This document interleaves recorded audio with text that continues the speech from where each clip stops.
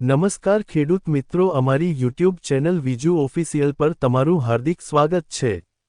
આજના વિડિયોની અંદર વાત કરીશું કે ચોમાસું ક્યાં પહોંચ્યું। આ વર્ષે દેશભરમાં ચોમાસાએ સમય પહેલા દસ્તક આપી દીધી છે। સામાન્ય રીતે ચોમાસું 8 જુલાઈની આસપાસ સમગ્ર દેશને આવરી લે છે, પરંતુ આ વર્ષે તે રેકોર્ડ સમય કરતાં 9 દિવસ પહેલા 29 જૂને દેશભરમાં સક્રિય થયું હતું। દરમિયાન ભારતીય હવામાન વિભાગે એક ચેતવણી જારી કરી છે, જે હેઠળ આગામી 6 થી 7 દિવસ સુધી દેશના ઘણા ભાગોમાં ભારેથી અતિ ભારે વરસાદની આગાહી છે। આઈએમડી અનુસાર ઉત્તર ભારતીય રાજ્યો હિમાચલ પ્રદેશ, ઉત્તરાખંડ, ઉત્તર પ્રદેશ, પંજાબ, હરિયાણા અને રાજસ્થાનના ઘણા વિસ્તારોમાં આગામી 6 થી 7 દિવસ દરમિયાન ભારે વરસાદ પડી શકે છે।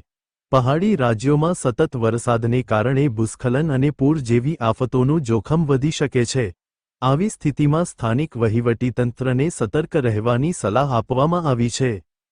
હિમાચલ પ્રદેશમાં વાદળ ફાટવાથી ભારે નુકસાન થયું છે।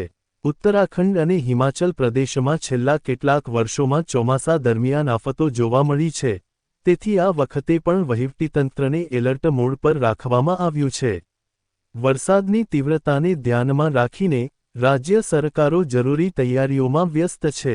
હિમાચલ પ્રદેશમાં વાદળ ફાટવાથી ભારે નુકસાન થયું છે, જ્યારે ઉત્તરાખંડમાં ભૂસ્ખલનથી જનજીવન ખોરવાઈ ગયું છે।